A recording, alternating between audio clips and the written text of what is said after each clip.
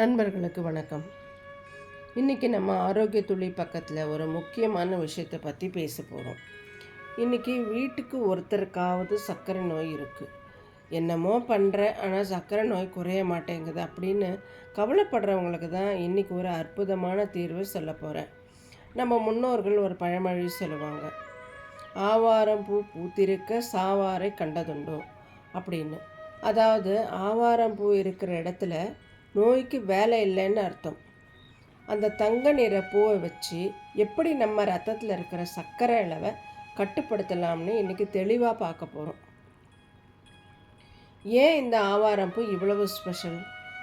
நம்மள பல பேர் ஆவாரம் பூவை ரோட்டு ஓரத்தில் பார்த்துருப்போம், ஆனால் அதோட அருமை நமக்கு தெரியறது இல்லை. சர்க்கரை நோயாளிகளுக்கு இது ஏன் இவ்வளவு நல்லதுன்னா, இதில் இருக்கிற மருத்துவ குணங்கள் நம்ம உடம்பில் இருக்கிற இன்சுலின் சுரப்பை இயற்கையாகவே தூண்டக்கூடியது. பொதுவாக சர்க்கரை நோய் இருக்கிறவங்களுக்கு அடிக்கடி தாகம் எடுக்கும், கை கால் அசதியாக இருக்கும், உடல் சோர்வாக இருக்கும்.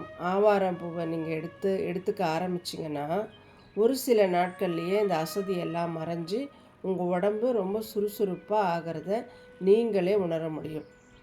இது இரத்தத்தை படுத்துறது மட்டும் இல்லாமல் கெட்ட கொழுப்பையும் குறைக்க உதவுது.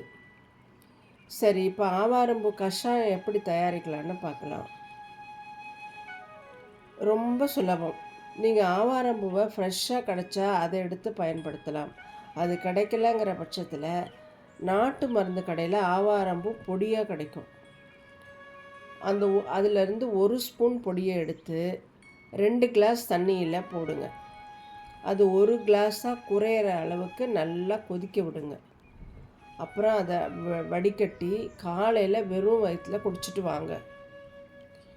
இதில் இனிப்புக்காக சர்க்கரையோ வெல்லமோ எதுவுமே சேர்க்கக்கூடாது. இதோட சுவை ரொம்ப நல்லாயிருக்கும். நீங்கள் டீ குடிக்கிற மாதிரியே ஒரு உணர்வு தரும். இதை நீங்கள் ஆவாரம்பூ டீ அப்படின்னு கூட சொல்லலாம்.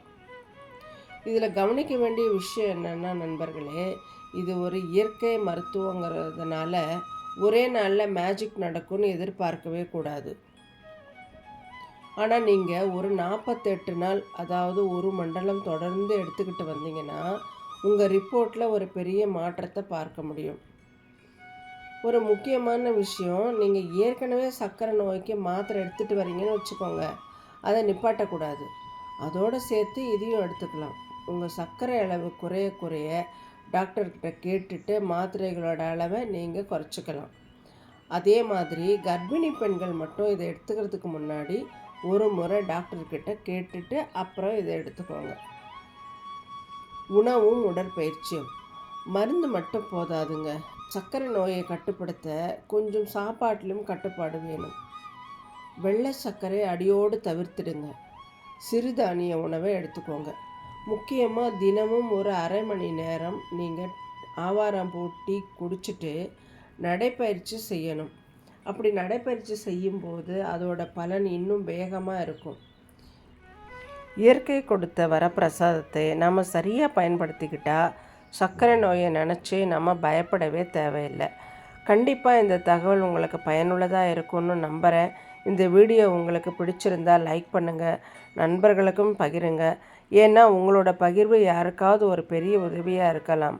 நம்ம ஆரோக்கிய துளி பக்கத்தில் வர எல்லா வீடியோக்களையும் தொடர்ந்து பாருங்கள்.